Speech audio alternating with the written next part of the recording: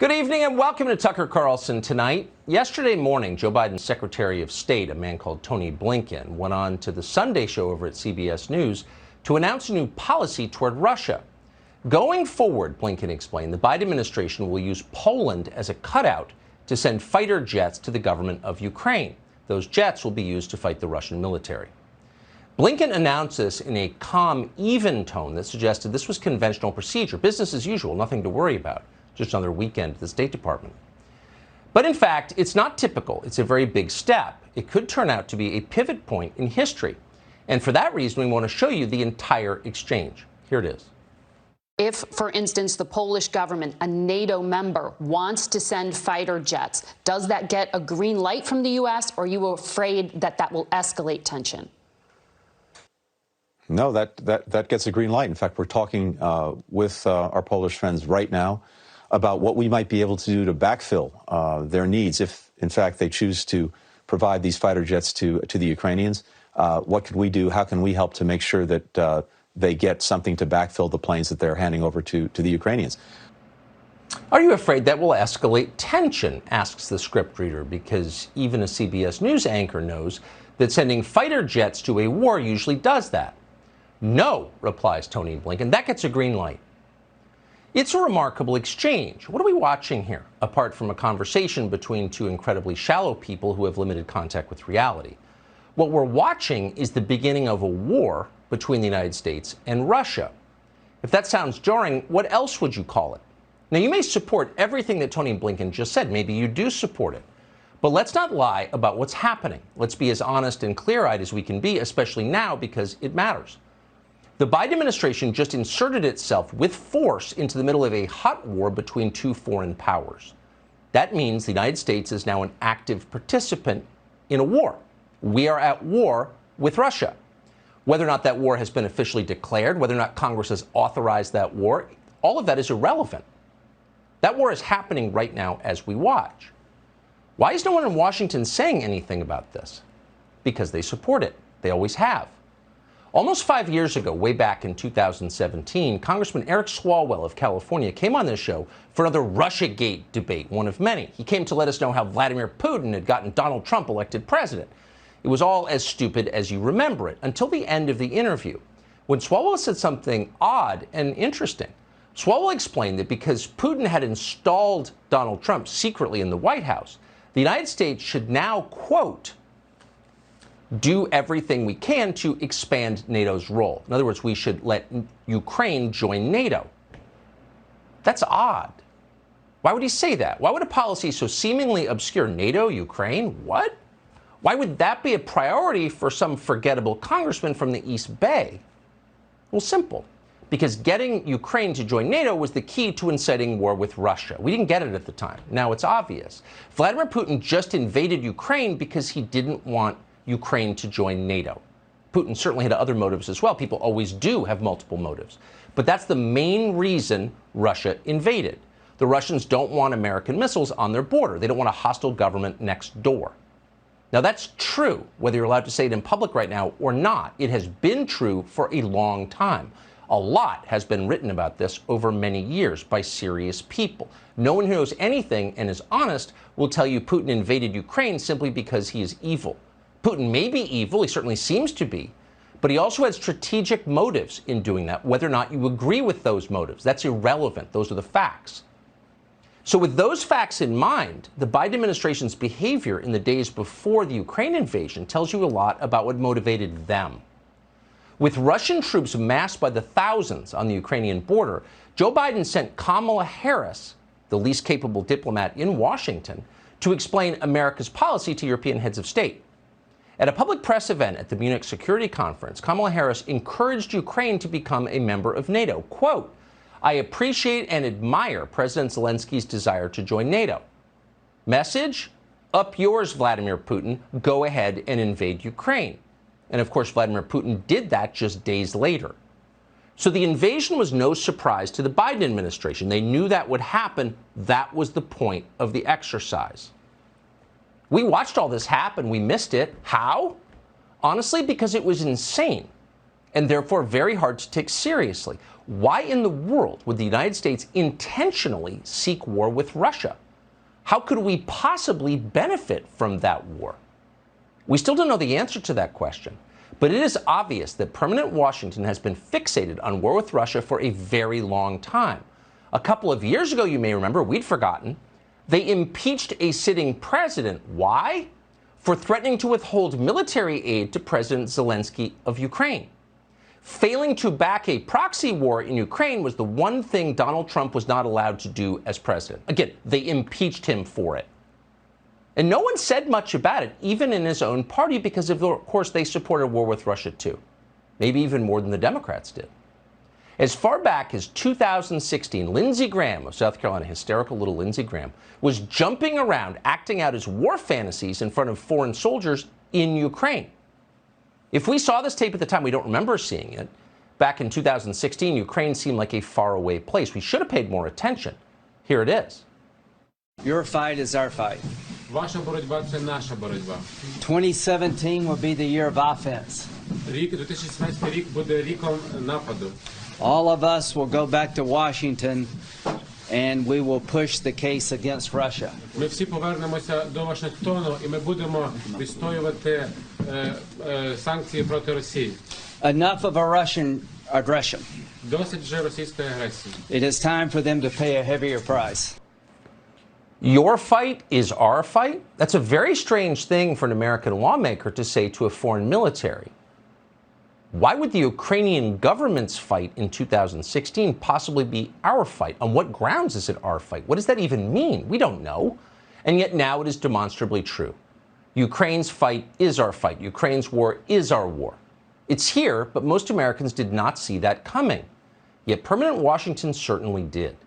Permanent Washington understood that the second Vladimir Putin's forces rolled across the border into Ukraine, we would inevitably be on a course toward war with Russia. They knew. Here's the president of the August Council on Foreign Relations on the day of the invasion. We need now a response of necessity to his war of choice. And there's got to be to raise the economic costs at home, to raise the military costs on the ground. I hate to be so blunt, but the most vulnerable thing that Putin's vulnerable to is dead Russian soldiers. So we have to make sure Ukraine has the means to resist. Dead Russian soldiers. At the time, that seemed a little bellicose right out of the gate. It had just happened. Maybe there's some way to de-escalate this. The invasion's terrible, but isn't America's role as steward of the West to make things better? Wouldn't a prompt Russian withdrawal from Ukraine be the wisest course for everyone, including and especially the Ukrainians, on whose behalf we claim to speak, but whose country would be leveled by a protracted war? You would think so, but that's not what anyone in Washington wanted. They wanted a war, and now they have one. So where's this going? That's the question for the rest of us who had no role in making these decisions. Well, it's worrisome. You should keep in mind that the U.S. government is currently run by the same people who planned the Afghanistan withdrawal, the ones who tanked the U.S. dollar, the people who run Baltimore, the ones who tried to send crack pipes to junkies. These are people with a long history of destroying things and no history at all of building anything. So a lot could go wrong.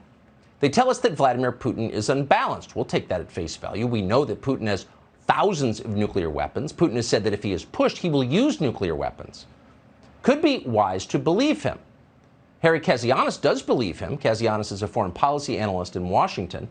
Like a lot of people in his business, he regularly participates in government-sponsored war games. These are designed to map out what would happen if various countries fell into conflict with one another. A couple of years ago, not long ago at all, Kazianis participated in a war game predicated on a war with Russia. He wrote about this the other day in The Federalist, quote, "In the course of what we call the NATO-Russia war of 2019, we estimated 1 billion people died. 1 billion. And if we aren't careful, what happened in a simulation could happen if a NATO-Russia war erupts over Ukraine." That war has just erupted. The fact that no one in charge seems to worry about where this could go should concern you quite a bit. But nuclear war is not the only risk. The economic consequences of this war are already profound. They're history-changing, actually. And if you don't believe it, check out commodity prices. They're out of control. Wheat is up nearly 60% over last year. That's the highest price ever recorded for wheat. Not good news if you plan to eat, and it won't get better. Russia is one of the largest fertilizer producers in the world. So, for example, a ton of urea fertilizer that cost American farmers $265 per ton last January now goes for $846 this year. And thanks to sanctions, that number will get much higher. No one who farms has ever seen anything like this. You probably don't farm, but you do buy groceries. It'll be obvious to you soon.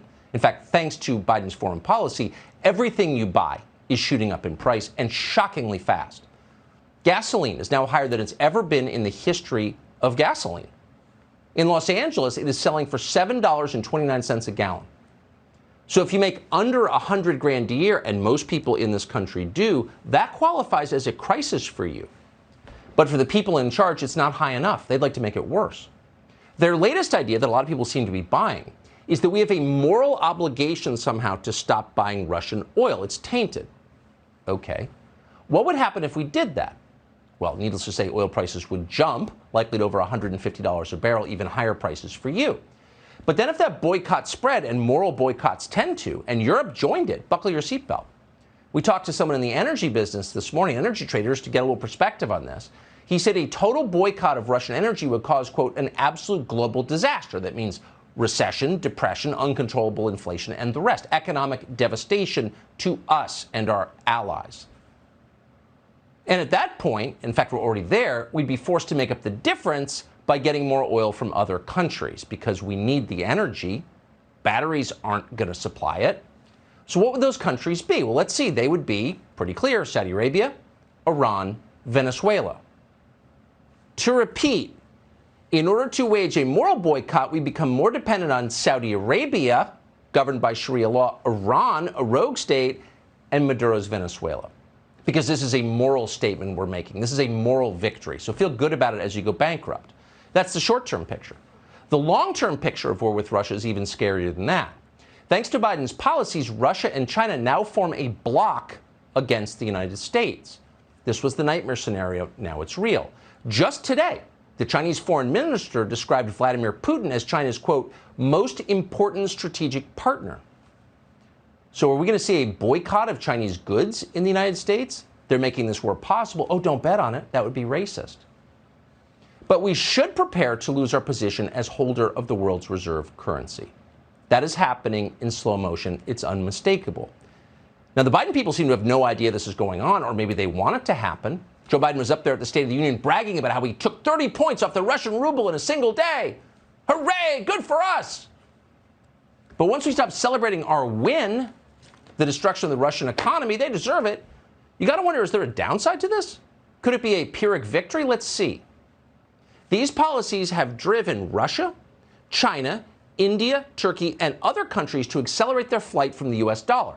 Now, to be clear, that's the majority of the global economy. This may be the most reckless and destructive thing any American president has ever done to the United States. If the war in Ukraine ended tomorrow, we would live with the consequences of that loss of the U.S. dollar as the world's reserve currency for the rest of our lives. No one in Washington is even acknowledging this is happening. They're looking for more moral victories to win. And the companies love it. The woke companies, Apple, MasterCard, lots of other American companies, are taking victory laps for their role in punishing Russia. Great. Punish Russia. We're not against that. But you've got to wonder.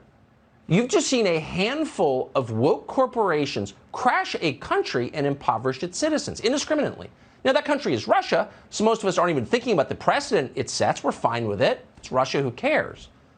But is it possible these same techniques might be used someday against some place or somebody that you care about? What if one morning you woke up and they decided that you're Vladimir Putin and you must be erased? Could that happen? Don't think about it. You're probably not able to think about it clearly right now, even if you tried. Why? Because there's a moral panic in progress. For the record, this is the third moral panic we have had in the United States of America in less than 2 years. You don't want to live in a country in which moral panics break out regularly, by the way. Moral panics diminish the people engaged in them and hurt the people who don't. They're degrading, they're crazy, they're the opposite of what you want. You want to live in a country where wisdom and restraint and rational behavior and decency determine the outcomes, not screaming. But we live in a country of moral panics. The first one began in May of 2020 with the death of George Floyd in Minneapolis. That changed America completely. The second moral panic was COVID.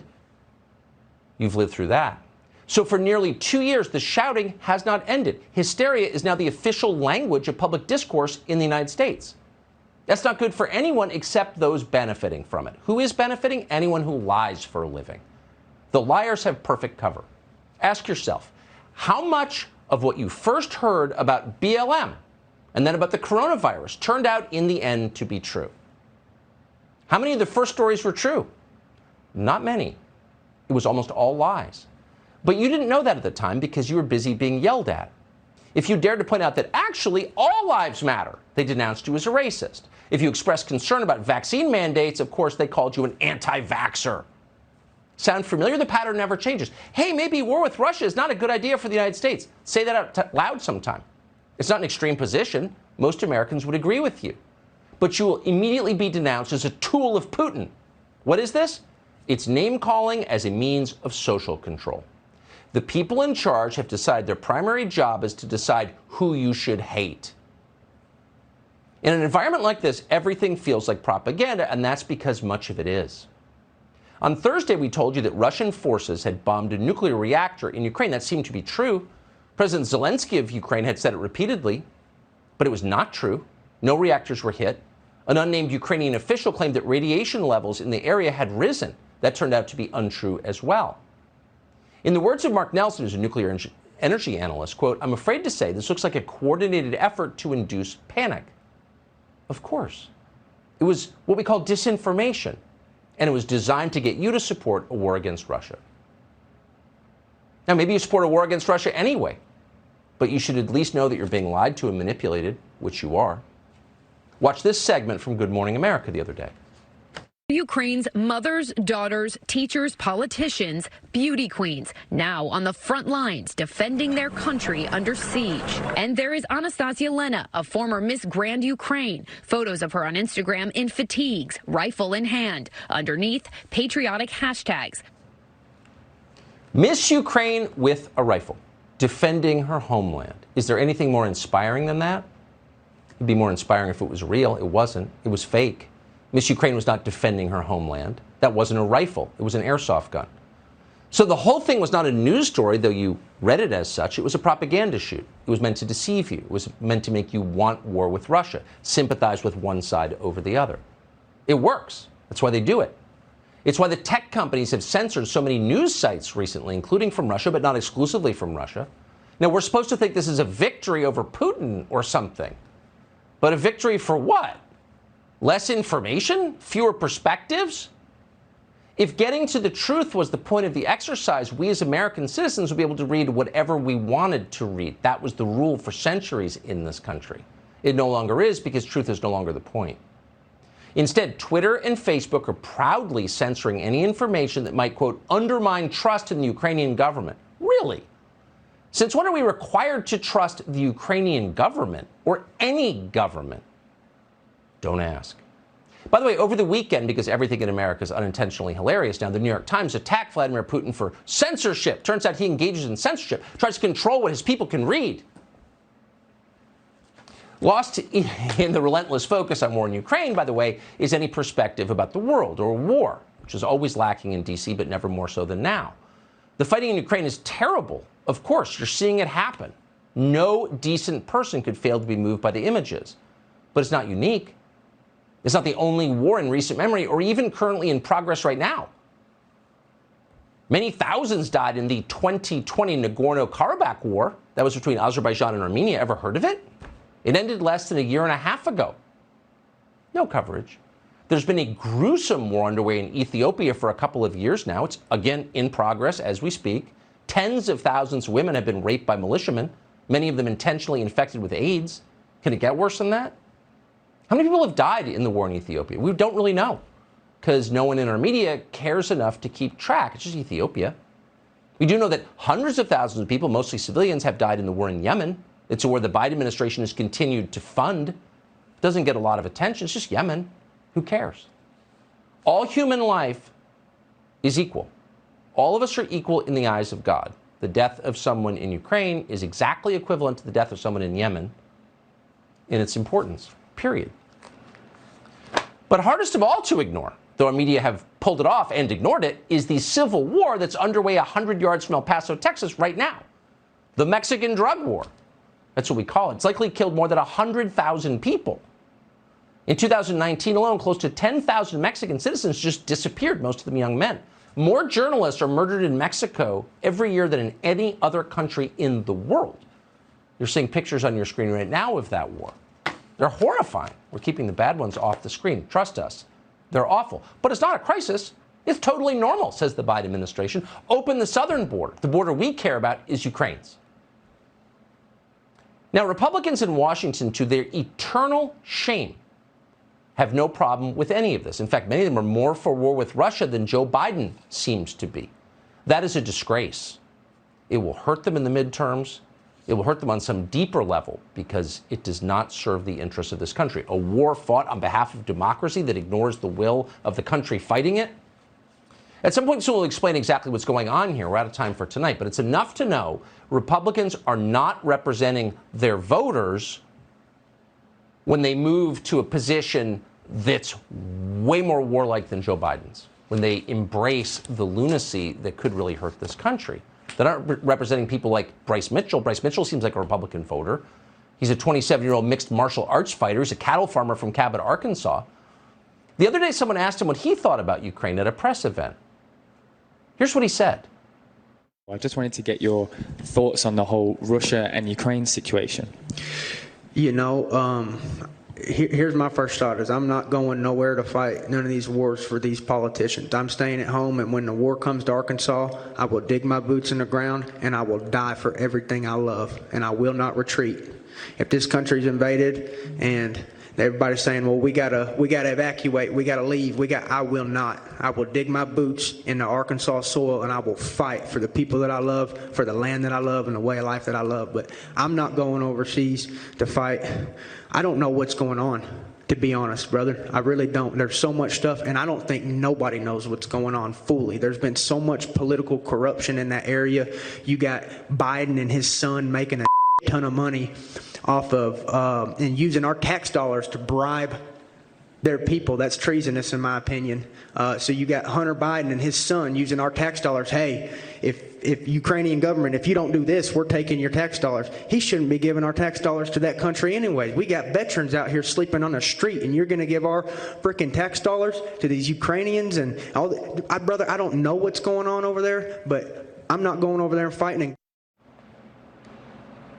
Tell us how he's a Putin stooge, Lindsey Graham and David Frum and Ann Applebaum, Liz Cheney. Tell us how he's immoral. When the war comes to Arkansas, he said, I will dig my boots into the ground and I will die for everything I love. That's the American position. Fight to the death to defend what you love.